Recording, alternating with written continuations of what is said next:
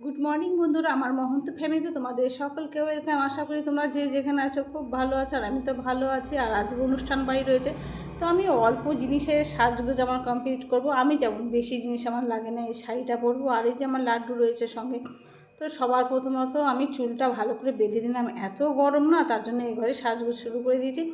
প্রথমে দিচ্ছি আমি ময়শ্চারাইজারটা, খুব একটা দেবো না বেশি, কারণ তেল তেলে তো এত গরমে আরও গলে যাবে। তারপরে দিয়ে দিচ্ছি ফাউন্ডেশনটা, ওটাও বেশিটা দেই না, আমি অল্প করেই দিই, মুখের সঙ্গে যেন পুরো সাদা ফ্যাকফ্যাকে যেন না লাগে।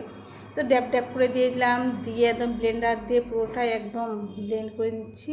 তো ভালো করে নিয়ে এরপরে তোমার ফেস পাউডার কিন্তু বহুদিন পর দিলাম। আর এই যে তারপরে কী বলতো, টমেটোর মতন গাল যদি লাল লাল করতে, অত কিছু দরকার নেই, একটু লিপস্টিক দিয়ে হালকা ড্যাব ড্যাব করে দিলেই ব্যাস কমপ্লিট।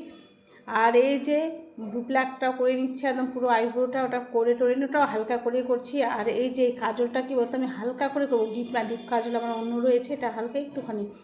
আর এটা দেওয়ার পরে এখন পরে নেব লিপস্টিক। আর লিপস্টিকটা কিন্তু আগে লিপ লাইনারের কাজটা হয়ে যায়, তারপরে পুরো লিপস্টিকটা আমি দিই। আর এই তো বললাম অল্প জিনিসে। আর এখন পরলাম টিপটা পরে দেখো অনেকটা আস্তে আস্তে ঠিক হয়ে যাবে। আর এই যে আমি সাধারণত কিন্তু লিকুইড সিঁদুরটাই পরি, আর কোনো অনুষ্ঠান হলে গুঁড়ো সিঁদুর।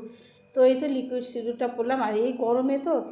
আর তো মালা, আমি এমনি তো সত্যি বলতে মালা চুড়ি কানের কিচ্ছু পরতে পারি না, কোনো অনুষ্ঠানে পরবো এসে খুলে দেবো, তো এই মালাটা পরে নিয়েছি।